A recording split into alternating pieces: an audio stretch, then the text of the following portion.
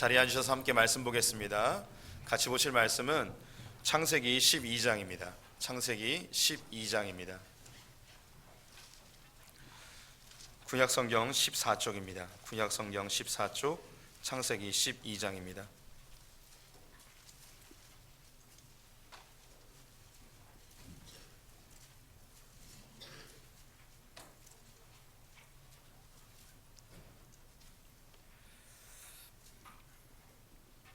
창세기 12장 1절부터 9절의 말씀을 한 절씩 교독하시겠습니다.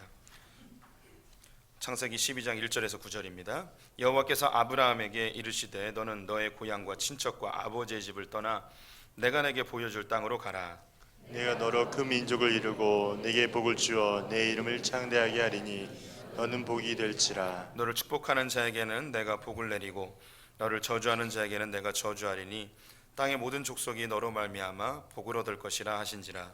이에 아브라함이 여호와의 말씀을 따라갔고 롯도 그와 함께 갔으며 아브라함이 하란을 떠날 때에 75세였더라. 아브라함이 그의 아내 사레와 조카 롯과 하란에서 모은 모든 소유와 얻은 사람들을 이끌고 가나안 땅으로 가려고 떠나서 마침내 가나안 땅에 들어갔더라. 아브라함이 그 땅을 지나 세겜 땅 모래 상수리 나무에 이르니 그때에 가나안 사람이 그 땅에 거주하였더라. 여호와께서 아브라함에게 나타나 이르시되 내가 이 땅을 내 자손에게 주리라 하신지라.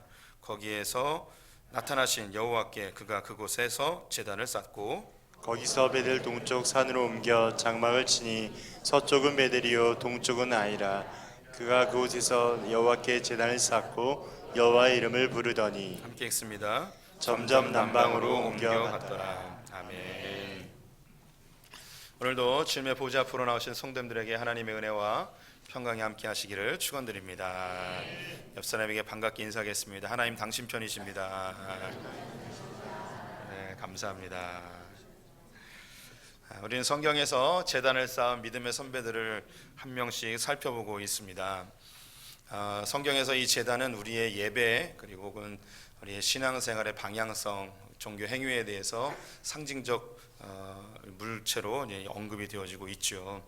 그래서 성경에 나오는 있는 제단을 쌓는 장면들을 살피는 것은 우리가 어떤 예배를 드려야 할 것인지 또 우리가 어떤 신앙의 자세를 가져야 할 것인지를 볼 수 있는 좋은 기회라고 생각이 듭니다. 우리가 첫 번째 보았던 제단이 노아의 제단인데요. 지난주에 말씀드렸듯이 성경을 볼 때 어떤 중요한 단어가 제일 처음 나올 때가 그 상황을 그 단어의 의미를 가장 잘 설명할 수 있는 상황이라고 말씀드렸습니다. 그래서 노아가 드린 그 첫 번째 예배는 이 세상에 있는 많은 종교들도 제단을 쌓고 있습니다. 그들은 높은 곳에서 넓은 제단을 쌓고 많은 제물들을 바쳐서 그들이 추구하는 방향성은 나의 소원을 성취하고 나의 문제를 해결하는 것이 그들이 제단을 쌓는 목적이죠. 하지만 노아가 쌓았던 제단은 우리가 추구해야 될 방향성인데요, 하나님 아버지의 마음에 동참한 것이었습니다. 그래서 하나님이 기뻐하시는 것에 함께 기뻐하고 하나님이 슬퍼하는 것에 함께 슬퍼하는 것이 우리의 예배다라고 말씀드렸죠. 우리의 인생 가운데서도 우리의 마음이 가장 만족스러울 때, 가장 위로를 받을 때, 제일 기쁠 때가 언젠가 옆에 있는 사람들이 내 마음을 알아줄 때, 그때가 제일 행복하고 위로를 받을 수 있죠. 아기를 낳아본 사람이 그 아기 키우면서 힘든 거 옆에 있는 아줌마가 그냥 힘들지 그 아기 엄마라고 한마디에 전혀 모르는 아줌마인데 그 한마디의 위로에 갑자기 눈물이 펑펑 흘러내려오는 때가 있죠. 왜냐하면 내가 힘든 걸 그 사람이 같이 알기 때문입니다. 하나님이 뭘 기뻐하시는지, 하나님이 뭘 슬퍼하시는지 이게 살피는 것이 우리의 예배입니다. 그래서 하나님이 기뻐하는 것을 함께 기뻐하고 하나님이 애통해하는 것을 함께 애통하는 것, 그래서 하나님의 마음을 배워서 우리 일상 가운데 삶을 살아내는 것, 이것이 우리의 예배입니다. 단지 한 주간에 1시간 예배 드리는 것, 이것이 예배가 아니고 이 시간에 하나님의 마음을 배워서 우리의 삶 가운데 하나님의 말씀대로, 하나님의 마음대로, 하나님의 뜻대로 살아내는 것, 이것이 우리의 삶의 예배라고 산 제사다라고 이야기를 하는 것이죠. 오늘은 그 두 번째 인물로 아브라함이 쌓은 제단을 살펴보도록 하겠습니다. 오늘 본문 외에도 아브라함이 두 번 더 제단을 쌓게 되는데요, 나머지 두 번은 얘기하지 않을 겁니다. 다른 인물들도 한 번씩 언급할 건데 아브라함만 여러 번 얘기하면 선배님들이 좀 불공평하다고 서운해 하실 것 같아서 한 번만 하고요. 다음에 또 기회가 되면 아브라함이 쌓은 제단을 또 보도록 하겠습니다. 오늘 본문은 성도님들이 잘 아시듯이 아브라함이 가나안 땅에 처음 들어왔을 때의 장면입니다.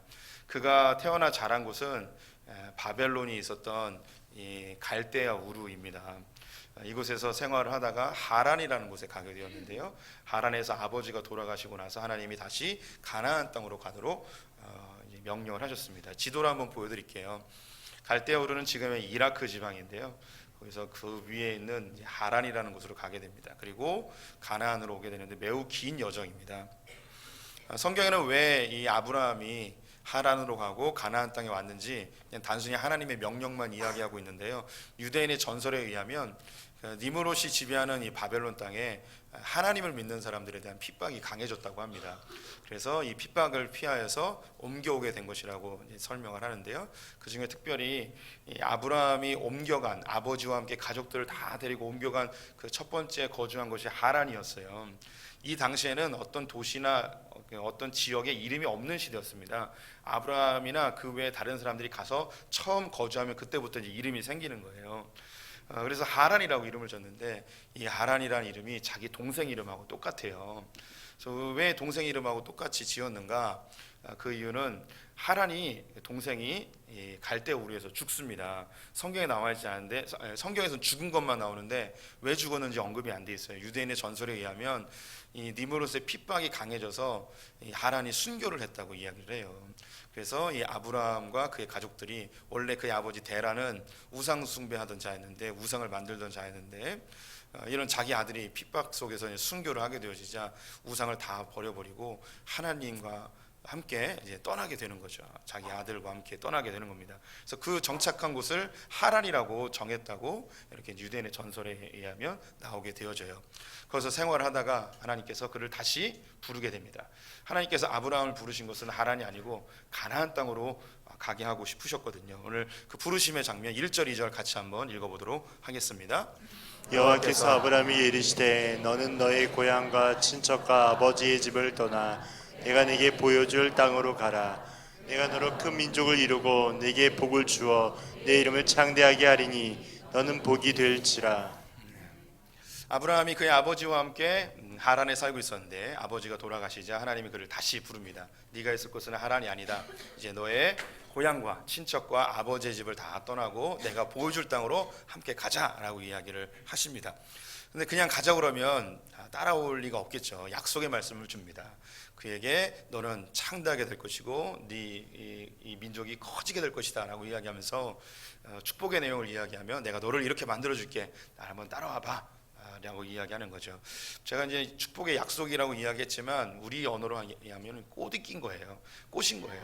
내가 너 창대하게 해주고 큰 민족을 이룰 테니까 너 한번 나 따라와 볼래? 라고 꽃이 꼈습니다. 근데 이 아브라함이 꼬심을 당하게 됐죠. 따라오게 됩니다. 이 그 아브라함의 이 모습이 마치 이제 우리의 모습과 좀 비슷한 것 같아요. 우리가 살아가던 세상에서 하나님 우리를 부르십니다. 부르실 때에 내가 너로 큰 인물이 되어주게 할게. 너는 복의 근원이 될 거야. 너는 하나님 나라의 백성이야. 하면서 우리에게 하나님께서 장밋빛 이 청사진을 막 보여주며 너 나 따라오면 잘 될 거야라고 우리에게 이렇게 그 이제 축복의 내용을 이야기하지만 저희 언어로 이야기하면 우리를 막 꼬시는 거죠. 따라가긴 합니다. 근데 이 당시에 아브라함이 하나님이 보여주시는 곳으로 이렇게 한 걸음 한 걸음 걸어가는데 이 당시에는 지도가 없는 때였어요. 뭐 내비게이션도 없고요. 그리고 아브라함이 가는 곳이 어떤 곳인지 전혀 모르는 거예요. 그냥 하나님이 가라고 하는 대로 그냥 가는 거죠. 우리의 인생하고 좀 비슷한 것 같아요. 하나님 우리의 인생을 인도해 주시고 우리의 목자 되시고 뭐 이렇게 이야기를 하시지만 사실 한 걸음 한 걸음 걸어가면서 우리는 앞에 무슨 일이 벌어질지에 대한 그런 두려움도 있고요. 또 염려도 생기고 막연한 걱정들이 우리 안에 막 떠오르게 되어집니다. 아브라함도 그렇습니다. 하나님이 인도하는 대로 이제 따라가는 거예요. 그런데 이 하란에서 이 가나안 땅까지 오는 그 과정 속에서는요, 좋은 땅들도 있었어요. 레바논도 있었고요. 지금 시리아 있는 골란 고원도 있고요. 또 갈릴리도 있고요. 요단강 근처도 있고 헐몬산 밑에 있는 또 푸른 숲들도 있고요. 그리고 북쪽에 있는 이 이스라엘 평야 뭐 이런 것도 막 다 있는데 하나님이 계속 인도해 가는 거예요. 아브라함이 그런 걸 이제 스쳐 지나가면서 보면서 여러 가지 생각을 했을 것 같아요. 여기가 굉장히 좋아 보이는데 왜 하나님은 더 가시지? 왜 날 더 가라 하시지? 여기는 물도 많고 여기 농사 지으면 아주 좋을 것 같은데 왜 더 가라 하시지? 계속 이렇게 이제 가게 되어지는 상황입니다. 그래서 드디어 도착한 곳이 어딘가? 바로 이제 가나안이라는 곳입니다. 오늘 본문 6절과 7절 말씀 한번 같이 읽어보도록 하겠습니다. 아브라함이 그 땅을 지나 세겜 땅 모래 상수리 나무에 이르니 그때에 가나안 사람이 그 땅에 거주하였더라. 여호와께서 아브라함에게 나타나 이르시되 내가 이 땅을 내 자손에게 주리라 하신지라. 자기에게 나타나신 여호와께 그가 그곳에서 제단을 쌓고 네, 하나님께서 아브라함을 인도하여서 이제 세겜이라는 곳까지 오게 되었어요. 이 세겜은 가나안 지역에서 당시 최고로 이제 번성하였던 도시입니다. 그래서 이곳에 이제 이르게 되었어요. 그래서 여기는 이제 가나안 사람들이 진치고 있기 때문에 여기에 머물러 있기는 좀 어려워요. 그래서 거기서 이제 조금 더 이제 지나가게 되어지는데 지나가면서 또 여러 가지 생각을 했을 것 같아요. 아니 이 정도 성읍이면 참 좋을 것 같은데 이런 거 나에게 딱 주시면 참 좋겠는데 막 이런 생각을 하면서 지나갔겠죠. 그 마음 속에 불평과 불만 뭐 이런 것도 좀 나타났을 것 같습니다. 이렇게 좋은 거 왜 하나님 안 주시고 왜 자꾸 나를 다른 데로 인도해 가시지? 막 이런 생각이 막 들었을 것 같아요. 그리고 하나님이 인도하셔서 내가 여기에서 네가 이제 머물러 살아라라고 할 때까지 그냥 계속 이제 밑으로 내려가고 있는 길입니다. 많은 좋은 것들을 다 스쳐 지나가면서 아브라함은 하나님께서 인도하시는 것, 하나님이 나에게 여기다라고 말할 때까지 기다리고 있는 모습을 보여주고 있어요. 우리가 이제 아브라함이 믿음의 조상이기 때문에 우리보다 뭐 굉장히 믿음이 좋고 막 이렇게 생각할 수 있겠지만요, 아브라함도 분명히 불평불만하고요, 고민하고 정말 이 길이 맞는 건가, 괜히 가다가 내 인생 다 이렇게 허비되는 건 아닌가, 막 여러 가지 고민들을 막 했을 것 같습니다. 그런데 드디어 이 가나안 땅에 도착하여서 세겜 땅을 지나자 오늘 7절 말씀을 보니까 무슨 말씀이 나와 있습니까? 여호와께서 아브라함에게 나타나 이르시되라고 이야기합니다. 그리고 내가 이 땅을 내 자손에게 주리라 라고 이야기합니다. 하나님께서 거기서 딱 나타난 거예요. 지금까지는 아브라함이 하나님의 음성이나 어떤 환경적 요소로 그에게 계시하시는 것으로 따라오고 하나님이 누구신지 정확히 한 번도 본 적이 없는 거예요. 그런데 여기에 드디어 하나님이 자기 앞에 딱 나타났습니다. 이 나타나신 하나님은 지금 하나님이 거룩하시기 때문에 우리가 죄인이고 하나님 앞에는 우리가 죽을 수밖에 없기 때문에 그 하나님의 그 진짜 모습은 아닌 어떤 변형되어진 아브라함에게 나타나도 아브라함이 인지할 수 있는 그 정도의 모습으로 나타났을 거라고 생각이 들어집니다. 근데 어쨌든 하나님께서 아브라함 앞에 딱 나타나게 된 거예요. 이 아브라함이 하나님을 보고서 거기에 제단을 쌓게 되어집니다. 아브라함은 감동을 받은 거예요. 드디어 정말 하나님이 계시는구나. 하나님이 이곳에 계시는구나. 내가 막연하게 알고 있었던, 내가 귀로만 듣고 있었던 그 하나님이 드디어 여기에 나타나셨구나. 여기에 계시는구나.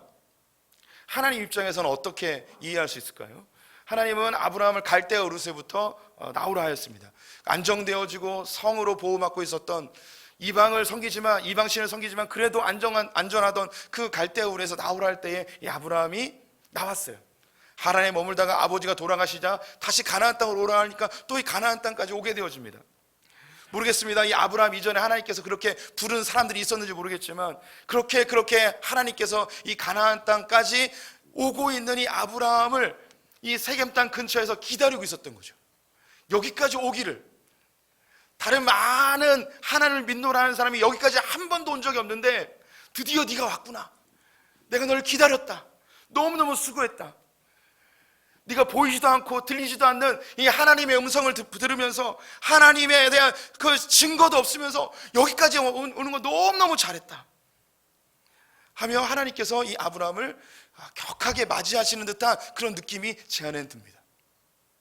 아브라함 역시 지금까지 원망하고 불신하고 마음에 갈등되었던 것들이 아브라함이 자기 앞에 나타나는 하나님을 딱 보는 순간 그 마음이 녹아내리며 하나님께 예배드리고 싶은 마음이 확 들게 되어지죠.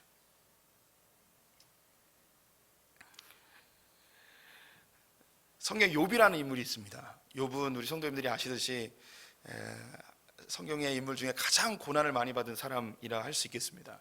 욥은 아브라함하고 비슷한 시대에 살았던 사람인데요. 그는 하나님의 허락하에 사단에 의해서 목숨만 건들지 않고 삶의 모든 것이 다 파괴되어지는 그런 연단의 과정을 겪게 되어집니다. 자식들도 다 죽고 재산도 다 없어지고 자기의 몸은 질병으로 고통당하게 되어지자 그의 아내는 하나님을 저주하라 하며 떠나버리고 홀로 남아서 친구들이 와서 위로한다고 하지만 그건 위로가 아니고 오히려 영적인 공격이 되어서 더 많이 고통스럽습니다. 친구들 앞에서는 하나님이 나를 이렇게 그냥 놔두지 않으실 거라는 그 믿음의 고백을 하지만 하나님께 개인적으로 기도할 때는 그 마음속에 있는 고통과 분노가 그대로 다 표현되어집니다. 하나님, 도대체 내가 뭘 그렇게 잘못했습니까? 차라리 내 속에 있는 어떤 숨겨놓은 죄가 있다면 그걸 좀 알려주셔서 하나님께 회개라도 할 수 있게 해주십시오. 그냥 하나님 앞에 자기의 고통스러움을 막 다 이야기합니다. 그 내용들이 쭉 이어지다가 그렇게 신음하며 자기 몸에 있는 종기를 때문에 괴로워서 이 기와장으로 벅벅 긁으며 피를 줄줄 흘리며 그렇게 하나님을 원망하며 그렇게 신음하며 울부짖고 있는 그때에 하나님이 이 욥에게 쫙 나타나십니다.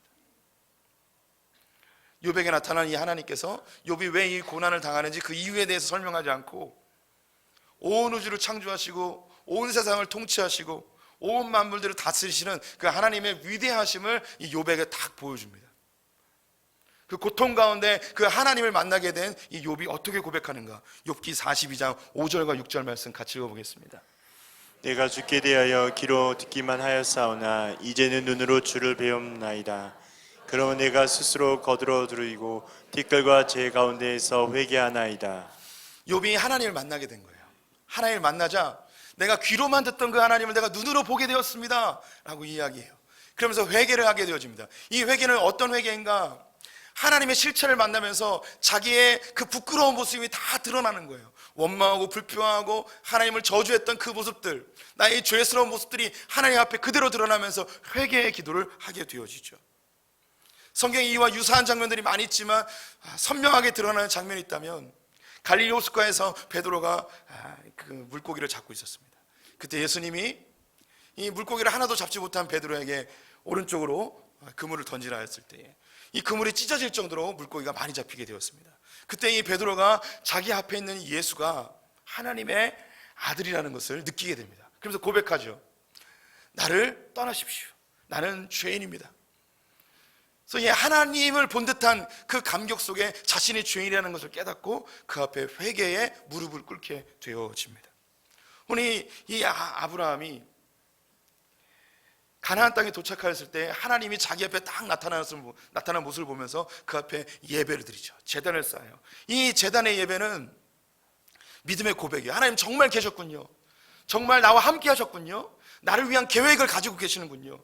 내가 막연히 알던 그 하나님 드디어 여기 계시는군요. 내가 귀로만 듣던 그 하나님이 이제 드디어 내가 눈으로 보았군요. 주님 죄송합니다. 내가 잠시나마 주님을 의심하고 주님에 대하여서 내 안에 갈등하던 모습들을 주님께 회개합니다 라는 이 믿음의 고백이 이 안에 있습니다. 우리 성도님들이 아브라함과 같은 삶을 살고 있어요. 어떤 분들은 예수를 전혀 모르다가 누군가 예수 믿으면 뭐 삶이 좀 나아지고 병도 낫고 뭐 가정도 좀 평안해지고 뭐 이런 내 소원도 좀 이루어진다 해서 하나님께 나오신 분들이 있을 수 있습니다. 어떤 분들은 어린 시절에 교회를 다니다가 좀 머리가 좀 커지면서 하나님 안 계시는 것 같아. 하나님은 신뢰할 만한 분이 아니야.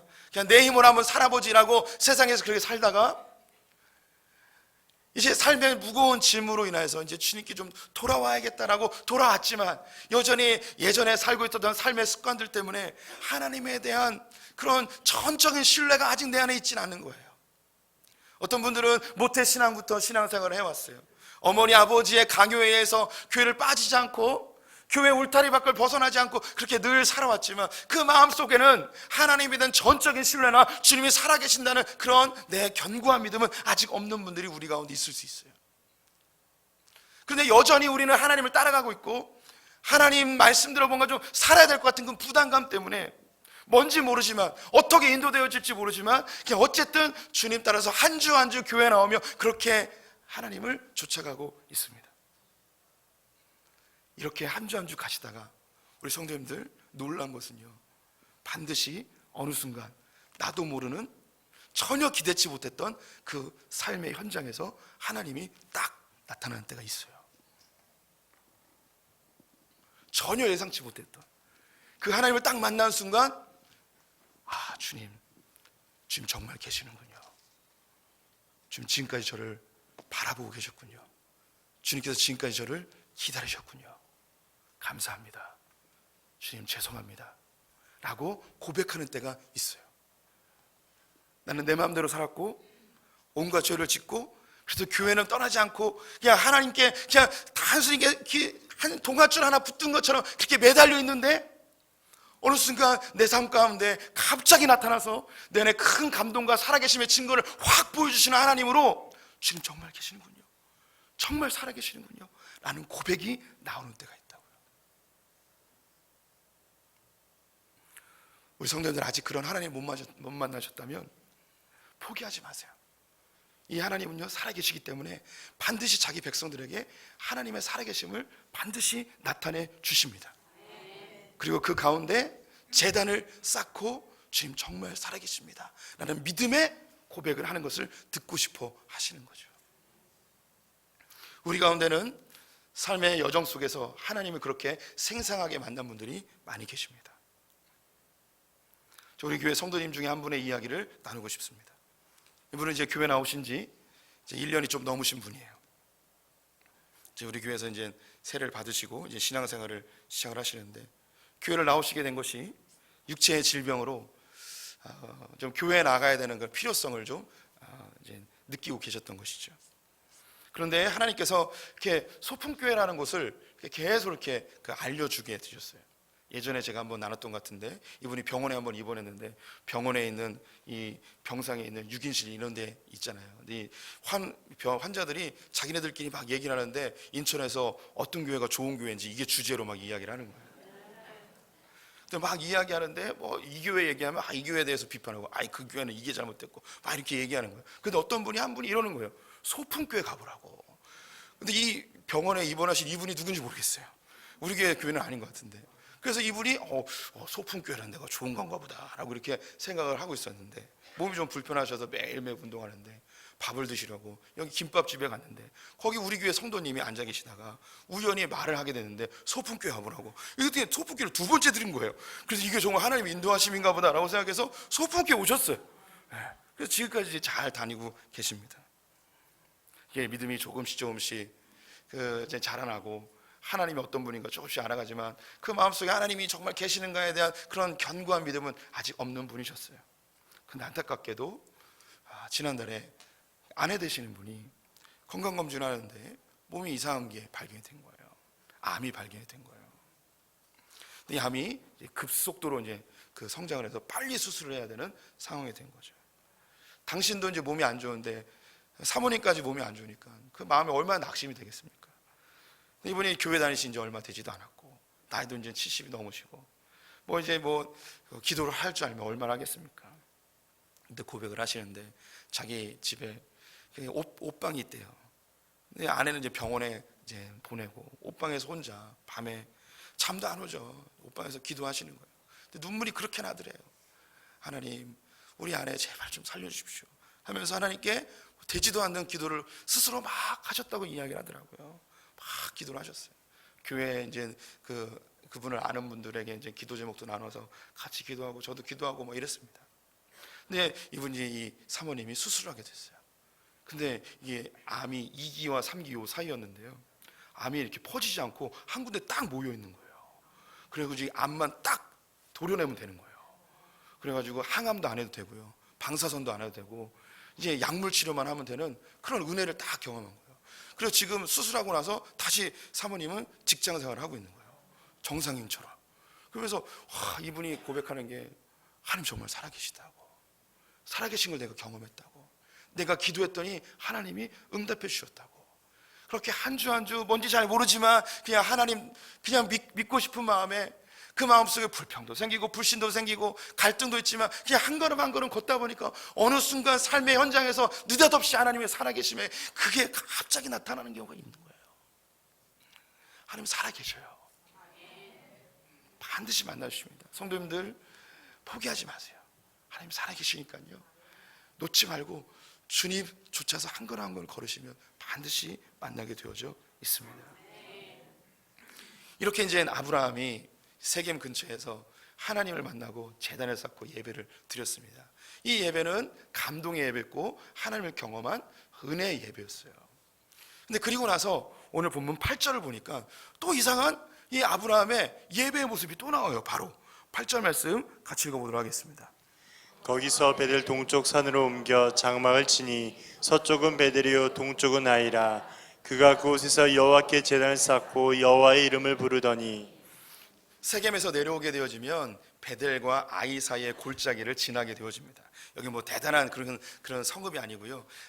그 야곱이 그 하란으로 도망갈 때에 베델에서 돌베개를 베고 잔 일이 있었잖아요. 그냥 들판이에요, 들판. 뭐 이렇게 사람들 많은 게 아니라 그냥 들판이고요. 골짜기를 이렇게 지나가는 길목입니다. 여기에서 이 아브라함이 제단을 쌓는 거예요. 방금 전에 예배드리고 왔잖아요.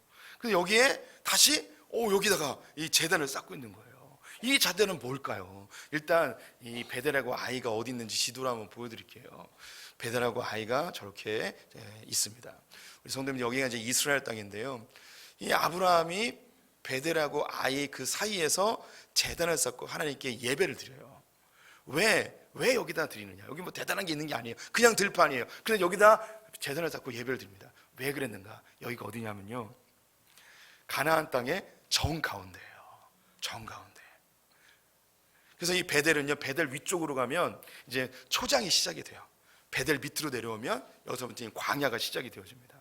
그래서 이 가나안 땅의 정가운데가 바로 이 베델과 아이 요 사이예요. 여기서 예배를 드린 거예요. 뭔가 좀 의미가 있어 보여요. 이 가나안 땅의 정가운데서 하나님께 뭔가 결단하며 예배를 드리는 듯한 그런 느낌이 있습니다. 근데 여기서 예배를 드리며 다른 데서 표현되지 않은 특별한 표현이 나와요. 뭐라고 이야기하냐면 여호와의 이름을 불렀더라 라고 되어 있어요. 제단을 쌓고 여호와의 이름을 불렀어요. 방금 전에 세겜 근처에서는 제단을 쌓고 예배를 드렸지만 그때는 여호와의 이름을 부르지 않았어요. 근데 여기 아이와 베델 요 사이 가나안 땅의 그 정 가운데서 예배를 드릴 때는 여호와의 이름을 불렀다라고 되어 있습니다. 여호와의 이름을 부른 게 어떤 의미일까요?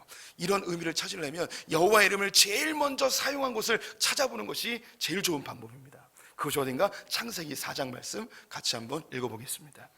셋도 아들을 낳고 그의 이름을 에노스라 하였으며 그때 사람들이 비로소 여호와의 이름을 불렀더라. 창세기 4장에는 어떤 내용이 있냐면요, 가인이 아벨을 죽이고 하나님께서 그에 대하여 그의 죄를 들춰내시자 하나님께 반항하며 하나님을 대적하여서 에덴을 떠나 에덴 동편으로 가는 사건이 벌어지게 되어집니다. 그리고 그는 그 땅에 에녹이라는 곳을, 노 땅에 에녹이라는 성을 짓고 거기서 가인의 문명을 만들게 되어져요. 가인의 문명은 5가지가 언급되어 있는데요, 일부 다처제의 문명과 계급사회와 유흥문화와 과학기술의 발전과 그리고 정치법의 제도화입니다. 이 모든 것들은 힘 있는 자가 약한 자들을 이용하여 자기의 계급과 기득권을 유지하고자 하는 이 제국주의의 모습을 그대로 보여주고 있는 모습이에요. 이렇게 가인은 에녹성을 짓고 그 가운데 자신들의 문화를 만들고 문명을 만들어 하나님이 없어도 되는 그런 사회를 만들어가고 있었습니다. 그때 셋의 자녀들, 즉 아담의 후손들은 그런 사회상 속에서 그 옆에서 뭐라고 이야기하는가? 여호와의 이름을 비로소 부르기 시작한 거예요. 어떤 의미로 느껴지는지 아시겠습니까? 그 당시에 사람들은 다 이 가인의 문명 속에서 이 땅에 수직의 질서를 쫓으며 이 땅에 높아지고 많이 소유하고 강해지는 것을 추구하는 삶 가운데 살아가고 있는데, 이 아담의 후손들은 여호와의 이름을 부르고 있는 거죠. 이 의미는 무엇입니까? 우리는 저 가인의 사람들의 삶의 문화와 가치관과 삶의 형태대로 살지 아니하고 여호와의 이름을 부르며, 즉 여호와의 이름에 합당한 하나님의 뜻과 하나님의 계획에 동참하는, 먹고 마시고 시가고 장가가는 것이 아니라 하나님의 나라와 영광을 위하여 살아가는 삶을 살겠습니다라는 그 다짐이 여호와의 이름을 불렀더라라는 곳에 담겨져 있습니다. 이것을 더 선명하게 볼 수 있는 장면이 몇 군데 있는데 그 중에 하나가 사무엘하 6장 2절 말씀입니다. 같이 읽어보겠습니다. 다윗이 일어나 자기와 함께 있는 모든 사람과 더불어 바알레알 유다로 가서 거기서 하나님의 궤를 메어오려 하니 그 궤는 그룹들 사이에 자정하신 만군의 여호와 이름으로 불리는 것이라. 다윗이 왕이 된 이후에 그 예루살렘을 수도로 정하게 되어집니다. 그리고 군인들의 보고를 듣게 되었는데 잃어버렸던 법궤를 어디에 있는지 찾았다는 이야기를 듣게 됩니다. 그래서 그가 이 법궤를 옮겨오는 작업을 하게 되어지는데요. 이 법궤는 하나님께서 한 30여 년 동안 40여 년 동안 숨겨 놓으셨어요. 왜냐하면 이 법궤를 올바로 사용할 수 있는 사람이 없었기 때문에 숨겨 놓았다가 다윗이 나타나니까 이 법궤를 드러나게 하여서 이 법궤를 옮겨오게 되어집니다. 그런데 여기서 중요한 거, 이 법궤는 이름이 있었습니다. 뭐라고 불려졌냐면 여호와의 이름이다 라고 불려졌습니다. 법궤는 곧 여호와의 이름이에요. 법궤는 무엇인가? 하나님께서 이스라엘 백성들이 너희들이 가나안 땅에 들어가면 이 세상을, 이 땅을 이렇게 통치해라 하면서 십계명을 그 안에 집어넣어준, 그래서 법궤예요. 하나님의 법의 기준인 거죠. 또한 더불어서 내가 너희와 늘 함께 하겠다라는 증거의 궤예요. 그리고 내가 너희를 하늘의 별처럼 바다의 모래알처럼 내가 너희 민족을 통해서 모든 민족을 복되게 할 것이라는 하나님의 약속이 담겨있는 언약궤라고도 불려지게 되어집니다. 즉 이 법궤라고 불려지는, 법궤라고 이야기하는 여호와의 이름이라고 불려지는 이것은 하나님의 통치와 다스림, 하나님의 기준, 하나님의 약속, 이런 것들이 이 안에 다 담겨 있는 거죠. 여호수아가 이스라엘 백성들과 함께 가나안 땅에 들어갈 때 요단강을 건너게 되어지는데 제사장들이 바로 이 법궤를 어깨에 메고 요단강에 들어가니까 요단강이 멈춰버리는 일이 있게 됩니다. 그것은 무엇인가? 이 강은 하나님의 말씀으로 통과했고 이 땅은 이제 하나님의 말씀으로 다스려진다는 의미예요. 이 법궤는 바로 여호와의 이름이라고 불려졌습니다. 여호와의 이름을 부른다는 것은 무엇인가? 하나님, 이제 하나님의 질서대로, 하나님의 법대로, 하나님의 기준대로 하나님의 약속을 붙들고 하나님을 신뢰하며 하나님이 나와 함께 하시는 것을 믿고 그렇게 살아가겠습니다 라는 그 고백이 여호와의 이름을 부른다는 거예요. 이 아브라함이 방금 전에 뭘 보고 왔냐면 세겜이라는 땅을 보고 왔어요. 이 세겜 땅에서는, 여기 성경에 나와 있는데, 가나안 사람들이 그 땅을 차지하고 있었다고 이야기하고 있어요. 가나안 사람들이 이 세겜을, 그리고 이 가나안 지역을 다 차지하고 있는 이 땅 가운데 이 아브라함이 베델과 아이, 즉 이 가나안 땅에 있는 정중심부에 딱 서서 제단을 쌓고, 여기는 제단을 쌓을 필요는 없는 그런 곳인데 여기에 쌓고 여기에 제사를 지내며 여호와의 이름을 불렀습니다. 그 의미는 무엇인가? 하나님, 내가 드디어 하나님께서 약속하신 가나안 땅에 왔습니다. 이 땅은 이미 가나안 사람들이 정복해 있습니다. 이들에게는 우상들을 섬기고 그들의 가치관과 삶의 습관과 그들의 기준이 있습니다. 하지만 내가 이 땅 가운데 하나님이 나와 함께 하셨음을 나는 신뢰합니다. 그리고 나는 이제 하나님 말씀대로 살 것이고 하나님 말씀이 기준 삼아서 이 땅을 그렇게 살아낼 것입니다. 이 땅에 가나안 족속들이 아무리 많이 있을지라도 그들을 쫓지 아니하고 나는 이 가나안 땅의 그 심장부에서 하나님의 이름을 부르며 그렇게 평생토록 주님을 따라가며 살겠습니다 라는 다짐이 바로 이 제단에 있습니다. 우리 성도님들이 신앙생활 하다 보면 주님을 만날 때가 있어요. 그냥 한 번 딱 만나는 게 아니고 예배 때 혹은 일상생활 속에서도 하나님이 나와 함께 하시다는 증거를 경험할 때가 있습니다. 감동을 얻을 때도 있어요. 예배 드리다가 눈물 흘릴 때도 있고요. 말씀 속에서 마음에 찡한 울림이 있을 때도 있어요. 여러 가지 증거들로 하나님이 나와 함께 하시는구나, 주님이 살아계시는구나, 나를 사랑하시는구나, 이걸 느낄 때가 있다고요. 여기서 이 감동으로 멈추면 안 돼요. 아브라함은 하나님을 만난 감동이 있었어요. 경험이 있었어요. 근데 그 다음에 무엇으로 갔는가? 베델과 아이에 있는 제단으로 다시 갑니다. 다시 가서 어떤 결단을 하는가? 주님 살아계시니 주님의 말씀대로 살겠습니다. 주님이 나와 함께 하시니 이 세상의 기준 따라가지 아니하고 하나님의 기준으로 살겠습니다. 주님이 원하시는 예배는, 우리 성도님들이 신앙생활 하다 보면 예배 시간에 감동이 있어요. 소위 은혜 받는 게 있다고요. 은혜 받는 것을 끝나면 안 되는 거예요. 은혜를 받았으면 그 다음에 결단이 있어야 되는 거예요. 어떤 결단입니까? 하나님의 말씀대로 살겠습니다. 하나님의 약속 붙들고 살겠습니다. 아브라함은 여호와의 이름을 부르는 예배를 들었어요. 그런데 그 이후에 이스라엘 백성들이 여호와의 이름을 불렀는가? 그렇진 않았습니다. 그들은 아브라함이 쌓았던 그 돌제단, 그 허름한 돌제단, 그보다 훨씬 더 크고 훨씬 더 화려한 제단들을 쌓고 수많은 소와 양과 염소들을 가져와서 제물로 다 드렸습니다. 하지만 그들은 여호와의 이름을 부르지 않았습니다. 단지 그렇게 제물을 드리며 하나님 내 소원 들어주세요, 하나님 내 문제 해결해 주세요, 이 정도에서 멈춰버리고 그렇게 멋진 제사를 드리고 멋진 찬양단과 멋진 그런 그 제사의 형식들과 화려하고 반짝이는 제사장들의 의복을 보면서 야, 우리 예배 정말 멋지다, 우리 예배 정말 잘 드렸다, 야, 이 정도 예배면 전 세계에서 제일 잘 드리는 예배야 라고 이렇게 희열을 느끼고 있었겠지만 그들의 입술 가운데는 여호와의 이름을 부르지 않았습니다. 그러자 하나님께서 한 선지자를 통하여 이렇게 이야기하십니다. 요엘서 2장 32절 말씀 같이 읽습니다. 누구든지 여호와의 이름을 부르는 자는 구원을 얻으리니 이는 나 여호와의 말대로 시온산과 예루살렘에서 피할 자가 있을 것이며 남은 자 중에 나 여호와의 이름을 부르는 자가 있을 것임이니라. 요엘 선지자가 이야기합니다. 누구든지 여호와 이름을 부르는 자는 구원을 받겠다는 거예요. 이스라엘 백성들이 여호와 이름을 안 부르는 거예요. 예배는 열심히 드리고 제사는 열심히 하지만 그들은 여호와 이름을 부르지 않는 거예요.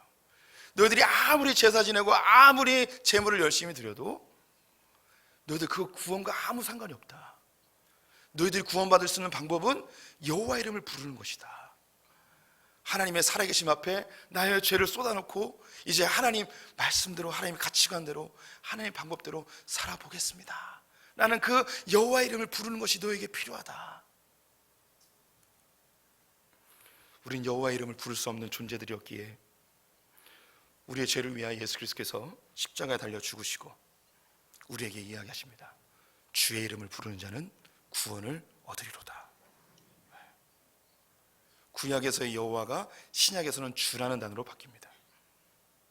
예수 그리스도, 주 예수 그리스도의 이름을 부르는 자는 구원을 얻는다는 거예요. 우리가 단순히 주 예수님 믿습니다 이 정도에서 머무는 게 아니라 예수님이 살았던 삶을 살아보는 거예요.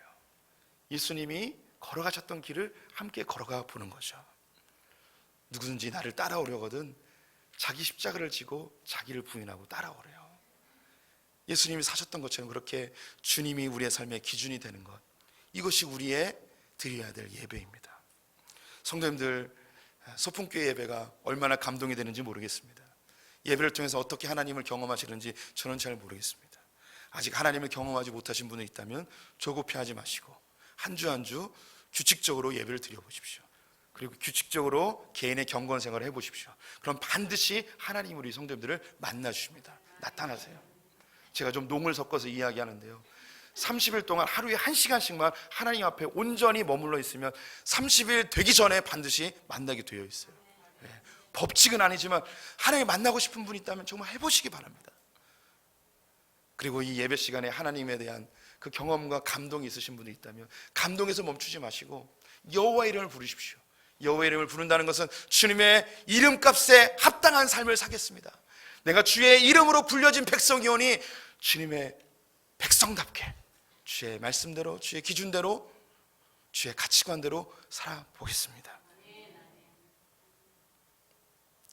그렇게 살아내는 우리 성도님들 되시기를 주님의 이름으로 축원드립니다. 기도하겠습니다. 하나님, 인생의 여정 가운데 우리를 만나주시는 주님 감사합니다.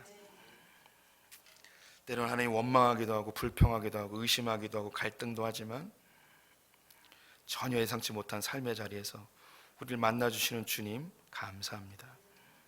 하나님, 이렇게 하나님을 만나는 것이 단순한 은혜나 감사와 감정적 요소로 그치지 않고 아브라함이 여호와 이름을 부른 것처럼 우리도 하나님의 말씀과 기준과 가치관대로 살겠노라는 여호와 이름을 부르는, 주의 이름을 부르는 예수 그리스도의 삶을 살아내는 아버지 백성들 다 되게 하여 주시옵소서. 예수님의 이름으로 기도드렸습니다. 아멘.